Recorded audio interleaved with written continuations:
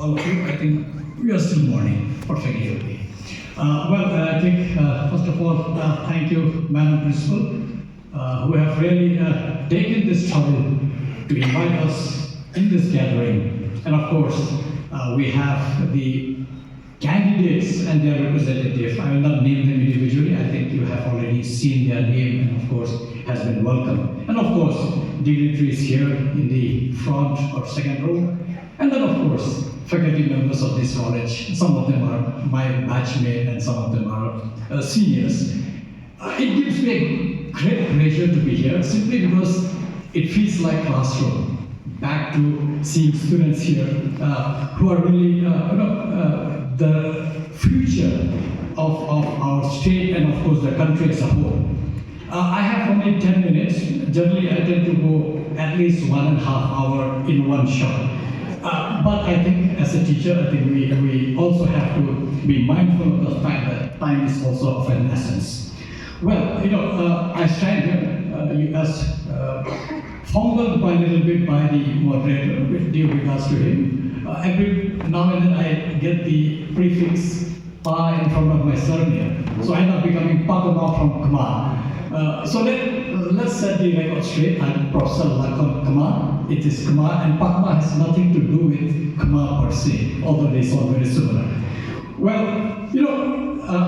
like I said, I'm an independent candidate, and this decision I took very, very consciously. Simply because, because it's 10 minutes, so I'm not going to the detail of what I'm going to do if you choose me as your MP whenever the election is held.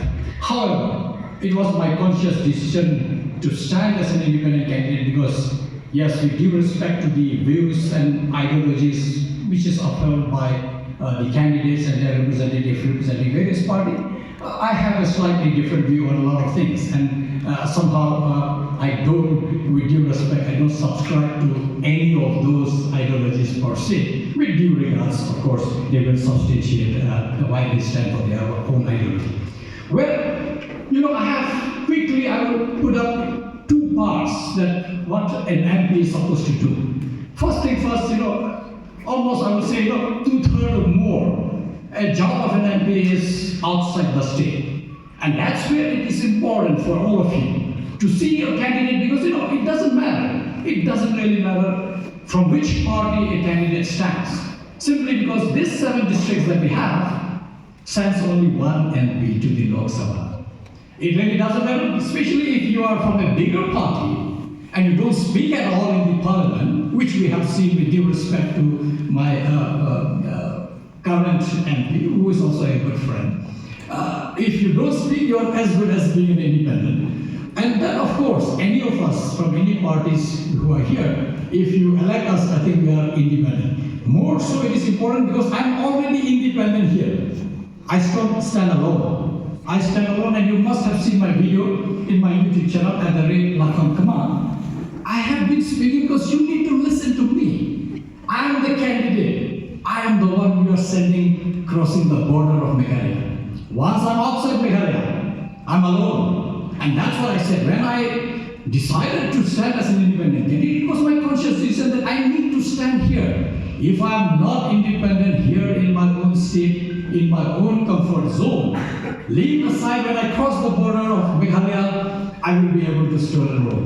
And inside the parliament, and that's where it is the most important part of the game, inside the parliament alone, one MP from this 7 districts will be standing to echo the voice of the people of these 7 districts. Yes, Garo Hills is equally important, but they have their own MP to address their issue inside the parliament. But for these 7 districts, you have only one guy. Why not send the best person? Because he or she will be independent anyway, irrespective of from which party they belong. And that's why. And that is very interesting simply because it is nothing unique. So far, we have been sending 16 MPs, out of which 6 times it was independent MP. First, second and third MP from Meghalaya was an independent candidate. The second one, of course, in the year 1957 and 62, who were in Utah, he was independent. He defeated Congress and regional parties.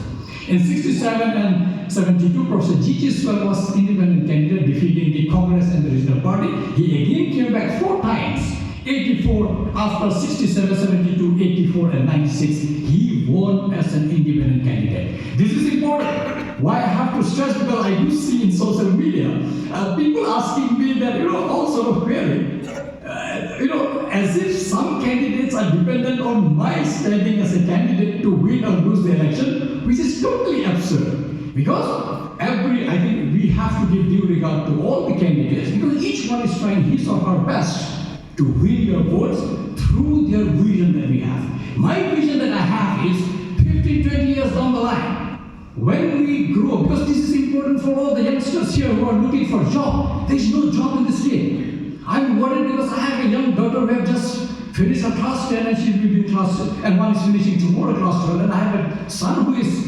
class 9. Now we don't have jobs who are passing out from our colleges in the state of Meghalaya. The one who is passing out from master degree from the university, getting their, my own PhD scholars who has got their PhD degree are not gainfully employed. I'm worried. If I was not worried, I would not get into this fray. The whole idea why I came is, I have almost lost all my faith in the system, but I still have little bit, maybe 5%, 10% that we may be able to revive. We have to revive, because this state, if we don't wake up now, and that's what I said, this is the time when we decide that we are going to build a new Meghalaya. I am not here only to fight and be elected. This is just a starting point, and I've said this again and again. My winning and losing really has no consequence vis-a-vis my standing for the cause that I'm looking for. That down the lines, 15, 20 years, all of us, our villages, all of us are gainfully employed. We have the best of the infrastructure, and that's where it's important. And for in current times, of course, one other aspect that is worrying me is, I look around this current dispensation at the center and also in the state. There seems to be least bother for smaller groups of people living in the hill state. They seems to be imposing all sort of things, and I feel that when they come back again to power in this 2024 election, I don't know what kind of change they're going to bring. And this is where you need to send somebody who can stand in front of Prime Minister, Home Minister, and Finance Minister and say that don't play around with our constitution. Because as long as you respect the constitution, we are one nation. The day you try to trigger around the constitution, the whole fundamental structure of the constitution, because I do see that secularism is at stake. Secularism is at stake in the current dispensation. I see, because as a faculty of the university, I see what kind of people are being sent to the university. It's the same mindset that is going to sit in everywhere, and I'm concerned, deeply concerned, that you need to send somebody who can stand in the floor of Parliament alone and tell this current dispensation, please don't play around with the Constitution of India, because this Constitution binds us as one country. The day you tinker around and play around with the Constitution, I'm telling you, this country is going to break into pieces. And that's why they were ever dare to touch the secular fabric of, because we have seen months and months has gone by. Since 2014, I do see that a particular dispensation, a particular ideology is being propagated to an extent that I'm really fed up to here.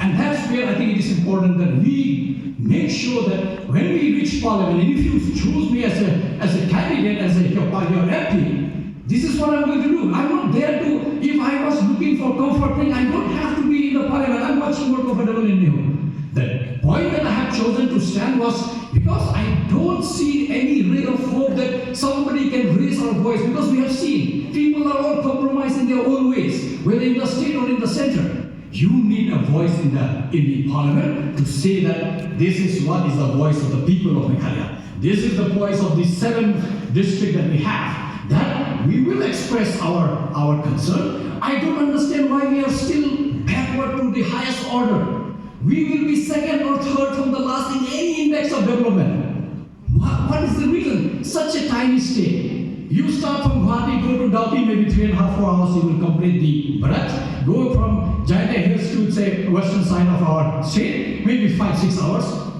A state like UP, where 2 days you have to travel by train only to cross this border, they are much more developed. Simply because I have already adopted a zero tolerance policy on corruption and corrupt practices, simply because I believe that if we don't practice clean politics, and I'm not here, I've always said this, I'm a teacher first. What I say is record here and you will be recording it. I stand here and whatever I'm saying, I stand by it. And you will see that my wife is also present here, and she's, of course, all the time in my campaign, not just to add beauty to my campaign, but it's also important that she listens to what I say. Tomorrow, if I become rogue, you elect me and I become rogue, you can make her accountable because she is witness to whatever promise I have made. And I stand here with a firm commitment that I am not here to earn money. I have done enough for myself. Time has come that I give back to the state. And I believe that if you elect me as a MP, I will be the one raising your concern that why we are backward, why there is so much of corruption, why there is no development in last 52 years, how long will we wait? And this is the question I ask myself. If it was possible for me to wait, I would have waited 5 years, 10 years, 15 years, 20 years. We are already late vis-a-vis the developmental front is concerned. And hence, it is important that right now I can't even wait for a day to stand and make my voice clear to everyone that I'm here to bring a ray of hope. Not because I am somebody who has been exposed to all sorts of things. I've done my schooling entirely outside the state. From Arunachal Pradesh, right from class KG to class 12. I stayed in US almost for 18 months. I have visited Rome, I have visited Frankfurt, Zurich, and so on and so forth. I have seen how development is brought. You stay in US, you don't know from where, I think Ambassador will agree with me, you don't know from where gas is coming. You don't know from water is coming. You don't know where your water is going. The drain is not visible to you. I stayed in medical college, near the medical college of Wisconsin, which is 2 hours drive from Chicago. Dr. Paplu, So, I will just stop. So, there, 8 months, there is snowfall. Not a single day light went off. This is what we are 100 years behind as a country. We as Meghalaya are 200 years behind the US. And to change this narrative, I have come into frame. I would look forward to your support. And I need your support not because I want to become an MP. I think my salary is probably better than an MP salary as a professor of university. It has to be very clear. I'm not here to earn a living. I'm here to contribute. And my friend, I stand here as a candidate who will raise the concern. And I'm not afraid. I have lived with people from outside this state all my life. I know what the psyche is. I know how to tackle people in Delhi. I know how to raise my voice. Because come what may, I don't ban. I may die fighting a cause. I will not ban. Thank you.